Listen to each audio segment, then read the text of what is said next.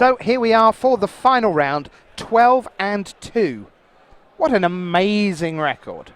Only 2 losses across 14 rounds of Magic, and you know what? You're not into the top 8 yet. You've got to play this out. The winner here will be in the top 8. Nico Christensen, we saw him on camera in the first couple of rounds of the day. There he is. This is by far his best run at a GP. Boston Mass resident, friends with Matt Costa, Dave Shields, good friends, great company, good guy, playing terrifically well. And he is up against, there you see the Dutchie Taste Declare, being over for the last couple of weeks, Pro Tour Montreal, Gate Crash, and now here at GP Quebec City, and we are away. And Christensen has opened the proceedings, and shockingly enough, it's a champion of the parish. Marshall, how infinitely big is that going to get? Well, it could easily be a 3-3 on this next turn here. It could even be bigger potentially. Let's see what he does. He's going to play at least 1 creature here that is going to pump it. He can play 2 sometimes, it depends. All right, here's a Boros Elite. Yep. So that puts Cavern of Souls to 2. And the champion of the parish comes in. Boros Elite stays as a 1-1 until Battalion, which point it leaps up to be a 3-3.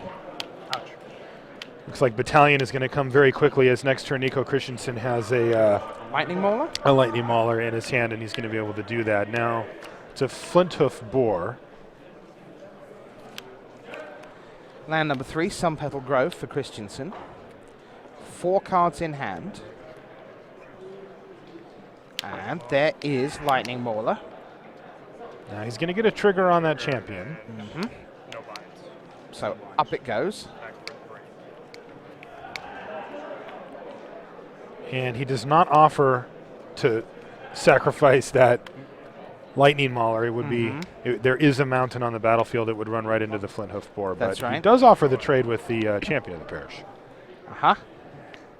So not a blistering start for Christensen. No. And Tace still got cards in hand as Dreadbore takes out the Lightning Mauler. And he's making a good fist of this. The opening game of what is a win and in for the top 8. Almost certainly the loser will be on the outside looking in, although tiebreaks do funny things, as we see Mayor of Averbrook up next. And a Boros Elite. So Boros Elite comes in for 1. Next turn they will be, for 2 rather, and this turn, next turn they will be significantly larger. Here's a Gore Clan Rampager. It's big, but all it will take out is one of the elites. There's a Searing Spear in hand. Well, that actually depends, because he does have to ship the Mayor of Averbrook in to make this happen. So it could take that out if he wanted as well, but he would be taking 8 in the process. And there's a Gore Clan Rampager. Make it Blood huge. Rush. Oh boy, T's down to 5. Yeah, now we didn't see it visually here, but he did block. Yeah, so that's why he made that play. So Tace probably entering the scoop phase, because that is Battalion on the other side, unless he can interrupt it in some way. He's had a pretty solid opener. He had Nico down to 1 Boros Elite.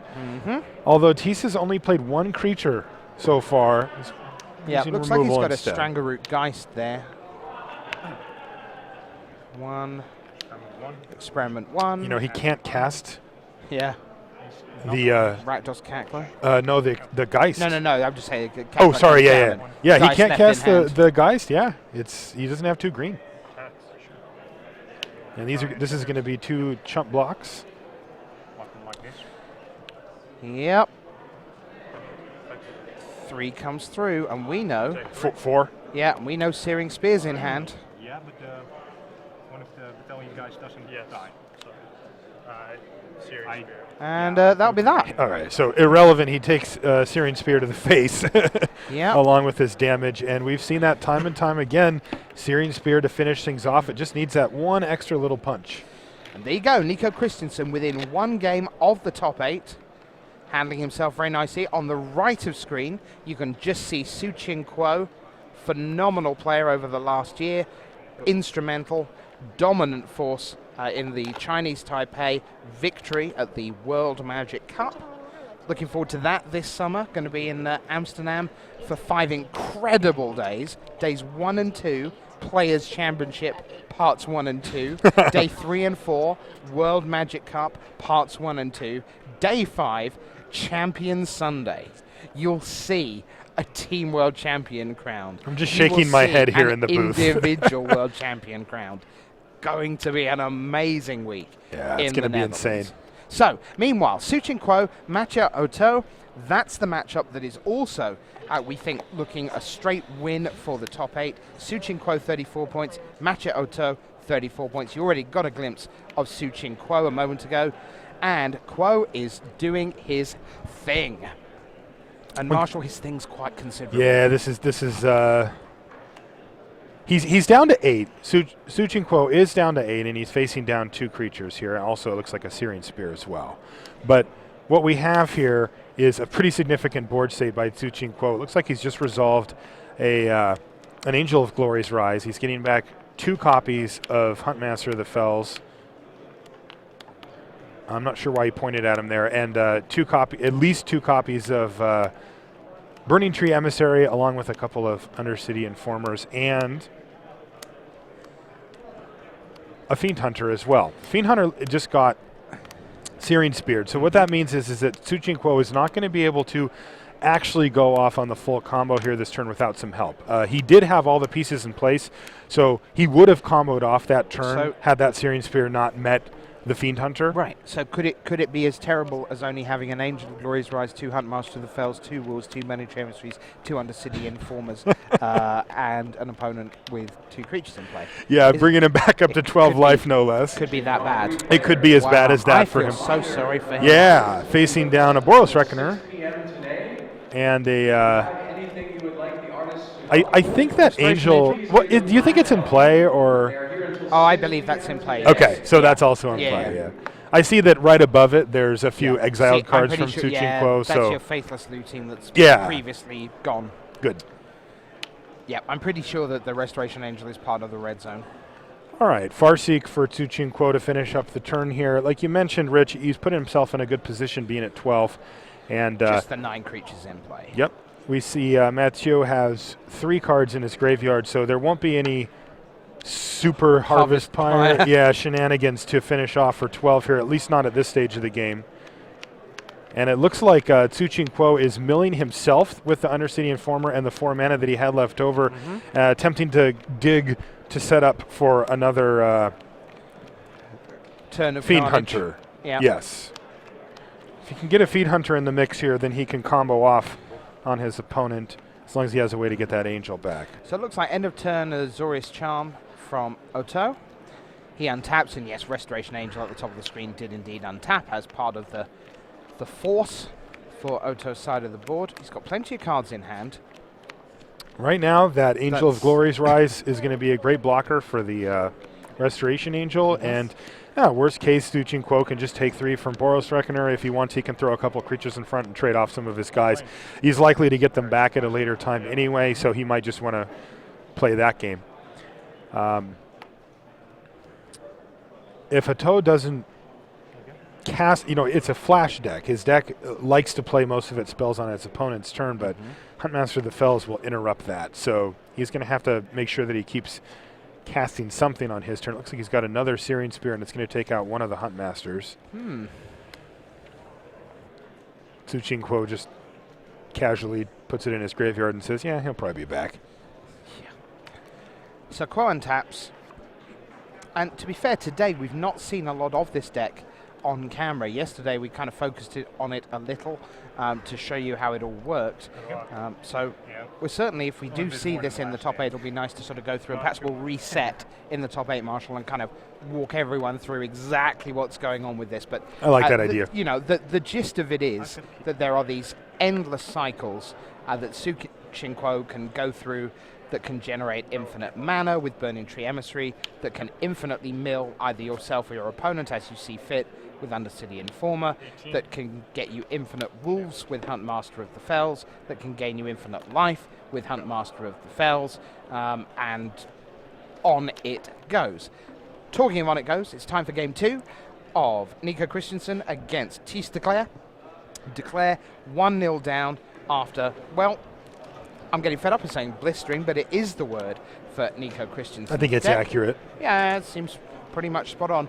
Champion of the parish yet again is the first play. He has for had Christensen. turn 1 champion of the parish every single game we've seen him play in the feature match area, and it's an absolute key to his opener. It's going to put him in a great position here. I see that he's drawn a Mayor of Averbrook, I believe. Okay. Or it could have been a Experiment 1. boar. Trigger. All right, There is experiment certainly one. a flint hoof bore there. Yeah. He is going to go experiment 1 into Jeez, Boris Elite. look at these starts. Make my champion of the parish a 3-3 attack you, battalion ready next turn. How would you That's call this different anything than- other than blistering? Yeah, well, I don't. I Yeah. keep calling it blistering. Yeah. Sorry. I mean, you were looking for another word, but Sorry. this is... Sorry. Sorry. Oh, man. We've been here a while. There's a pacifism in hand for Nico Christensen along with a Syrian Spear. I think Nico has all the pieces that he's going to need to win this game. Experiment 1. Let's see. Experiment 1. And a Flint Hoof Boar is going to evolve both Experiment 1s.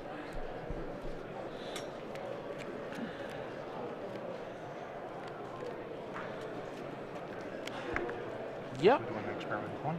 And 14. that's bold. It is. Now Nico does That's- drop to 14 That's here. bold. I'm sorry. Have you seen any of his matches, Tease Declare? You are not the beatdown.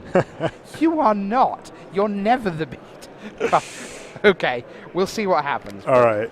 Goodness me. Well, we're going to get a chance to see what happens right now as Nico is contemplating this turn. He hasn't played his land for the turn yet. I don't know if he has one. In fact, I think he doesn't. Attack. Okay. No, he's going right to attacks here. Battalion trigger. Battalion time. Boris Elite, 3-3. Now we Both. see that Declare is tapped out here. That's So is this a giant So- growth? It's a giant Boom. growth. Do-do-do-do-do. Giant growth, pacifism, good since the dawn of time. Oh man. another champion. Trigger. Another champion and another Yep. trigger. Off you go. How many cards are you have? 3. All right, we're getting a how many cards are in your hand check. 3 is the answer. Right. This is a lot of damage on the table as it sits, and that giant growth was pretty nasty. Yeah. It did just keep his experiment 1 alive, though, which isn't really. It's kind of in the early stages of mutation still as just a 1/1. Remember the Wow, winner take here, 2 for my overgrown tomb. Winner here guaranteed the top 8, as now we see. Down she comes. Olivia Voldaren. Mm-hmm.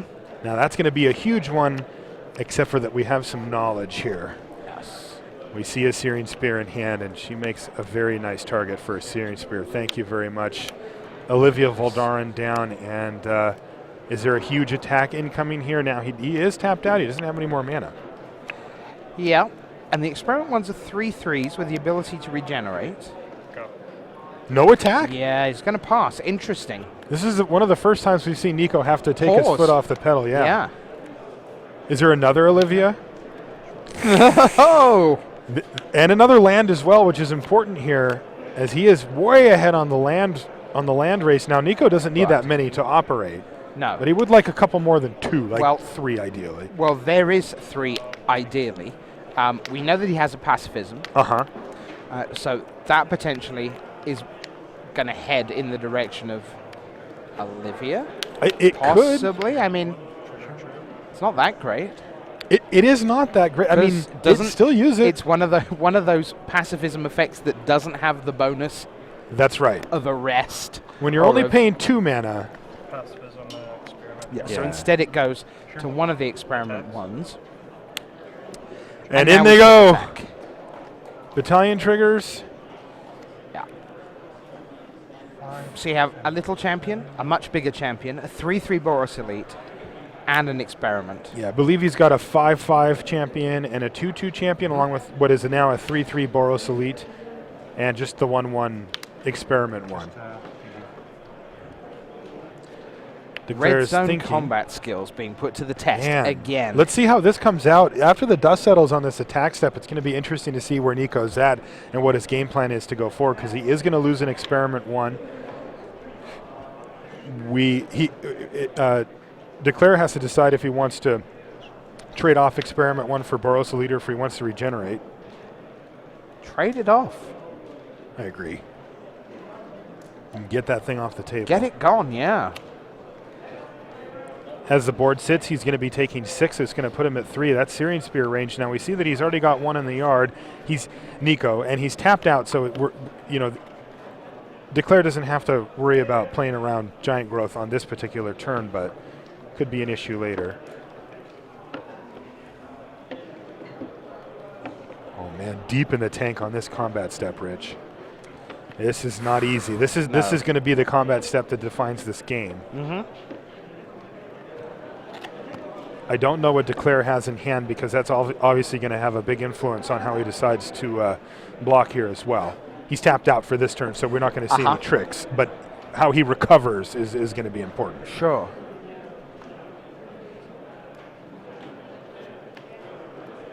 Tista, I guess, just trying to work out whether there is a way to avoid being at 3 Yes. profitably. That's what I would assume. Is there a way I cannot be at 3 and not give up enough in so doing that I'm actually worse off than just saying I'm dead to Searing Spear, which would be a second one, as you say, because one's already in the graveyard.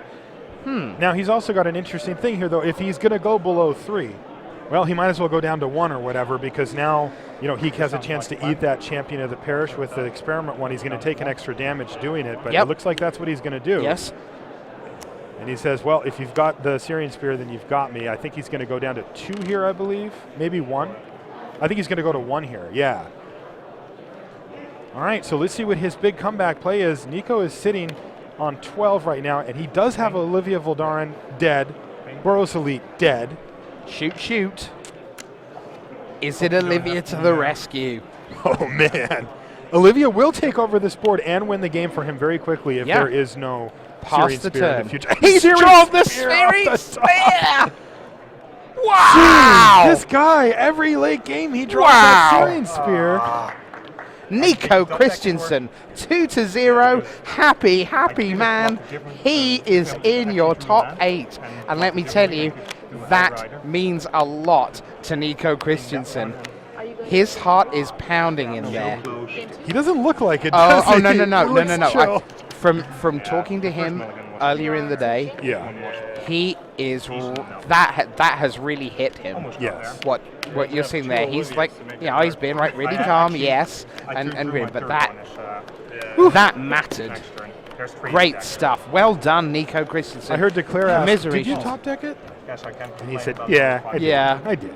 Because he said, well, I could have blocked differently, but I decided not to, is what he said. And I think I like the way he blocked. Now, thank you very much. Dutch fans, it isn't necessarily all over for Tista Clare. Is that right? Well, he was on 36. That was a 36 on 36. Obviously, opponent match win for Declare rises by Christensen winning, because he's another of Declare's opponents, and he's just won and increased his record. So Declare improves his chances of being what we're starting to think will be the 12-3 player in the top 8. Could be as high as 2, depending on tie-break weirdness, but we think 1 or 2 36s could be in.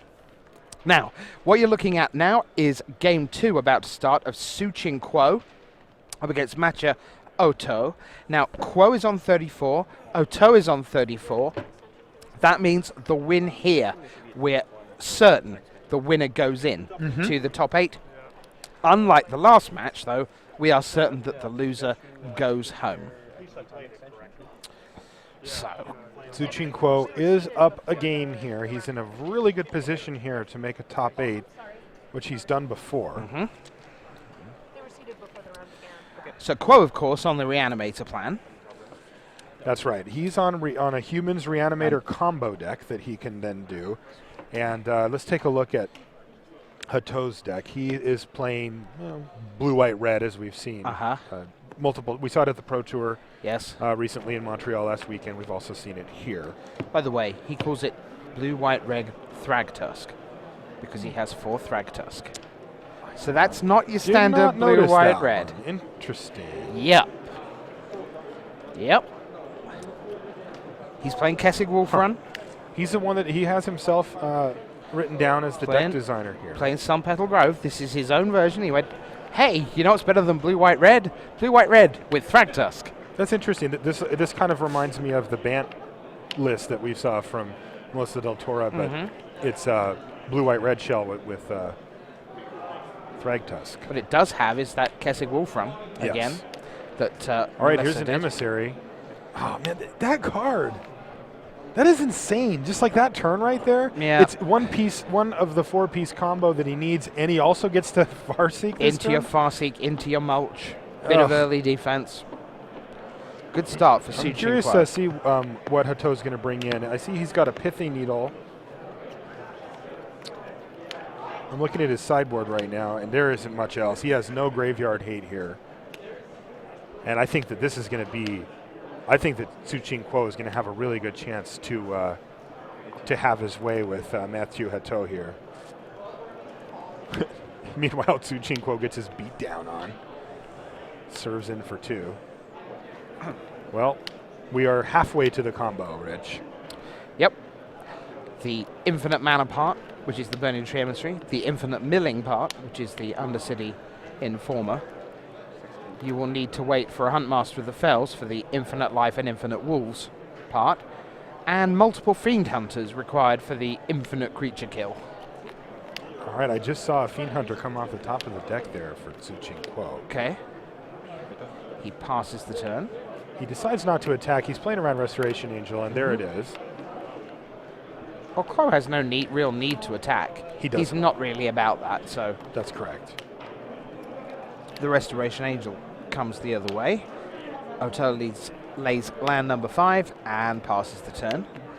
All right, so we are one Angel of Glory's Rise in the bin away from Su Ching Kuo being able to go off. For now, though, it's going to be a Fiend Hunter. Yeah, which is being offered up, and again, Kuo very pointedly saying, may I have this? Kind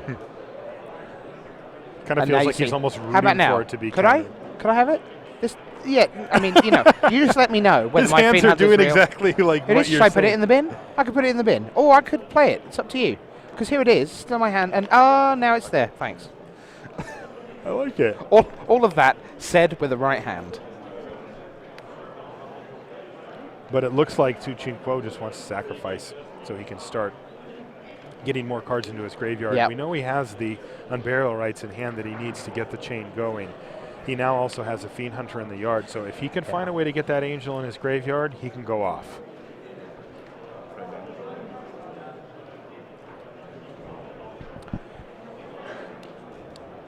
And perhaps we should just take a moment, Marshall, if you could, just to explain why that Restoration Angel is gone forever. How that particular interaction works. So the way that works is the Fiend Hunter enters the battlefield, and there's a trigger that goes on the stack that says remove target creature from the game. But Fiend Hunter says on it, if Fiend Hunter goes away, then the creature gets to come back. That's also a different trigger. Yeah. And so what he does is he targets the Restoration Angel with the it goes away trigger. Then he sacrifices his guy with that one on the stack. That puts another trigger on the stack that says return it. When it leaves, That resolves, except for it fizzles because there's nothing gone. nothing's gone yet. And then the next one says exile target creature. So you do. And that happens, and it's just gone forever. So Yeah. he just uses it as a removal spell. Yeah. I'm glad you brought that up. That's one that's been around for a little while, but isn't as fresh as Sure. it could be. So Yeah. it's good to go through that. All right, and Su Ching Kuo is digging through his library, milling himself over and over here, trying to get that Angel into the graveyard. Yep. He's also, of course, as he's at 6 mana, only 1 mana away from being able to go 7. Here's an Angel of Glory's Rise. Although, he would really be wanting to get a Cavern of Souls down to make sure that he could protect it. Absolutely. Fiend Hunter targeting my own Burning Tree Emissary. Dissipate.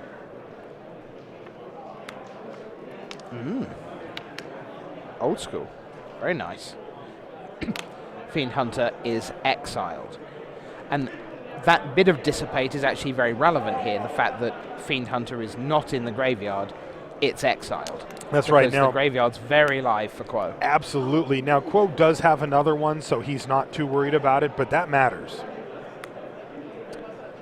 Restoration Angel comes in again.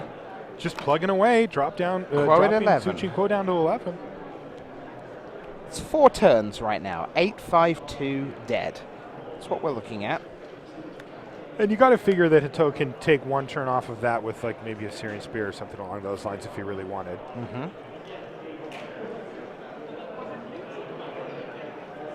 See, there's a Boros Reckoner there for Hito.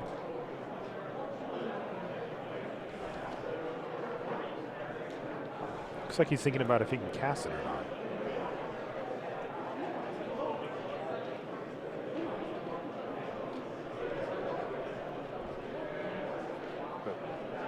Yeah, looks like he just said no. Quo. Undercity Informer. Did he draw the Angel of Glory's Rise there? I think he did. Oh, man. So what he can do is, if he wants to cast it, he can. If it gets Essence Scattered, he doesn't care. If it gets Dissipated, he cares in a huge way. Yeah. If it gets Essence Scattered, he's got a great backup plan with the Unburial Rites. If it gets dissipated, that Unburial Rites doesn't do anything as far as that Angel is concerned. So, what do you do? Sujin Quo says, how many cards? And the answer is plenty. Hoto has 4 He's just cards. running it out there. Okay, can I have this? So this is a huge one. If it resolves, the game's over. If it resolves, it's resolving. The game is going to be over. Fiend Hunter. Suchin Quo has to now stack Fiend Hunter. He says, point at it. He says, you know what I'm going to do? I'm going to do this infinite times until you have no more cards in your library. And that's it. He just naked went for it. Wow. Want to know about the top 8? It's status Quo. He's in. He is 12-2-1. Congratulations to him.